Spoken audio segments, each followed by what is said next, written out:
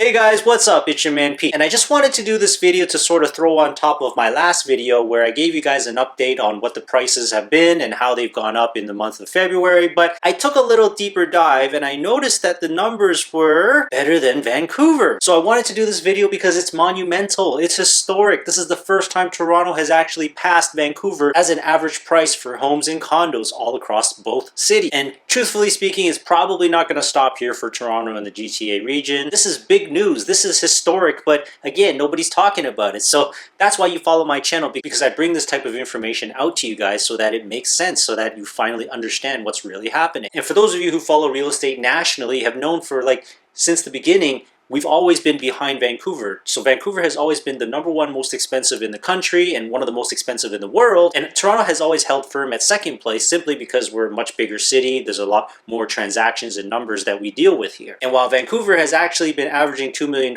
for their detached properties for a while now, and they've had $700,000, $800,000 condos since at least a couple of years, those numbers are still new for us. They just hit in these first 2 months here in 2022 for the very first time. And obviously in Toronto, we're not sure if we should celebrate this or whether we should be weeping in our beds crying ourselves to sleep. During this historic run here in the Greater Toronto Area, which has been exacerbated obviously by the pandemic, average prices here have hit 1.334,544 as an average. And of course, detached properties in the 416 have just crossed $2 million as an average. But Vancouver's numbers were no slouch either. They were up 20.7% from February of 2022 to February of 2021. Not bad. Their average prices hit $1.313 million, which is about $30,000 less than what Toronto did. And their detached homes have hit $2 million and $44,000. So Toronto's kind of like that, right? It's very up and down, it's very boom and bust. But in Toronto, it's just really steady, climbing, and then now it's kind of accelerating even more. So these are truly extraordinary numbers in both cities. We'll get a little bit deeper into why this is important for the Toronto real estate market, the Vancouver real estate market, and of course, the Canadian real estate market in general, and how this power shift might actually play out in the future as we use other cities globally to compare and contrast. I'm mostly going to use China as a comparison. So of course, this is going to help you guys better think, plan, and prepare your real estate moves over the next couple of years so you can better plan and prepare yourselves so that you can benefit and hopefully not miss out too much at this point. But we'll chat more about that right after this, guys.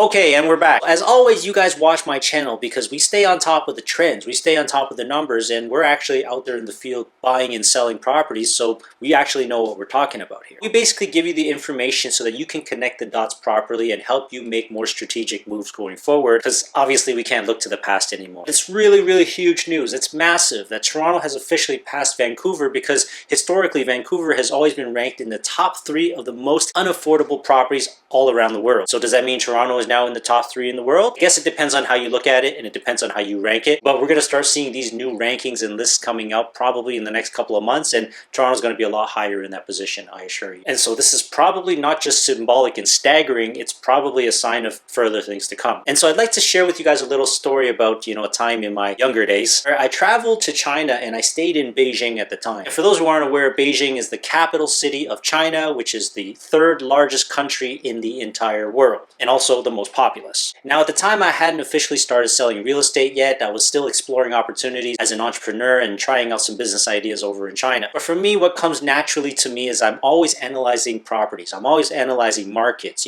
urban human movement. And so it's always been my natural curiosity and fascination to study these types of things. At the time, in 2008, China was still a country on the rise, and Beijing was still not the top tier city that it is today, where at that time, Shanghai was actually the financial capital of the country. Their prices were clearly #1 at that time, just like how Vancouver has been for all these years here in Canada. But then in those years past, after I came back to Toronto and started my real estate business here and never looked back, and their housing market became the most unaffordable for several reasons. Obviously, Beijing is the governmental power center of the country. It's where all the decisions are made for 1.6 billion people. Now, at the time, businesses were popping up everywhere. It was a great opportunity to start some businesses, and the city itself looked like they had something to prove. We are the capital, so we should clearly be #1. but they weren't. Literally every year they had hundreds of thousands moving into the city from the outer reaches of the country and the countryside, moving out to Beijing to seek better opportunities, to find better paying jobs, and then of course to invest in property or buy a home for their families to live in. And so like any booming and bustling urban center where people live, play, work, and then work some more, property values shot through the roof and passed Shanghai as the #1 most expensive property market in all of China. And of course Beijing was the purest Chinese city, unlike Shanghai, which was previously inhabited by Western foreigners. And so the cities culturally were very different. Okay, so now back to Toronto and Vancouver, Canada. So I told you that little story to sort of demonstrate the differences between the two major cities here in Canada, which is Toronto and Vancouver, where Vancouver is just a beautiful city. It's full of landscapes, mountains, beautiful scenery. You got ocean, you got peaks, you can go skiing, maybe surfing. And of course the climate is also a lot milder and warmer in Vancouver than it is in Toronto. So Vancouver to me always felt like it was the Shanghai of this country. So Vancouver has this nice, cool, chill vibe where you can have a fantastic lifestyle if you've got a lot of money and can actually afford to own something. And many wealthy millionaires and globetrotters,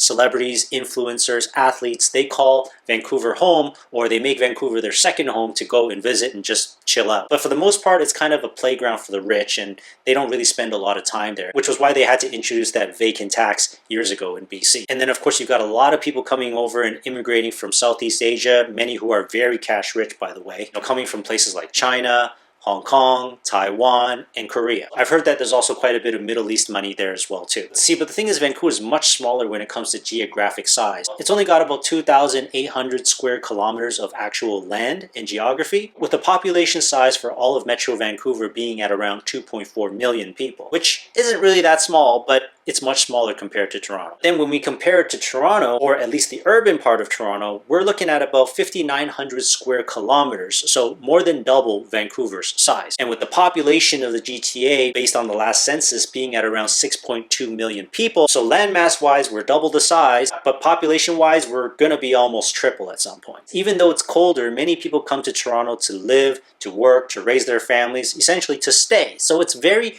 different from the transient nature of the people and the populations living out west. And Toronto is a place that not only attracts people from other cities across Canada, but we also attract people internationally as well too, because we have a lot of jobs here. It's home to the finance industry, it's home to the entertainment industry, media, fashion, if there is one, and obviously we have a pretty decent tech scene as well too, here and around Kitchener-Waterloo area. And I'm not sure exactly what the net migration numbers, but I work with quite a few people that come out from Vancouver, and I'm sure the numbers are a lot higher of people moving into the GTA region from Vancouver or BC than it is for Toronto and GTA to move out to Vancouver. And so it's clear, right? More people move to Toronto for the opportunities, for the jobs, to stay. And then eventually, because they're staying here and they're working, then they're going to buy a home or upsize their home. And so not only are these new numbers important both politically and financially, but also culturally as well too. As to me, Toronto has always sort of been the New York of Canada, where Vancouver has a strong tech scene and they're very into sort of new technologies and new ways to do things. It does seem about time that Toronto now becomes the most expensive,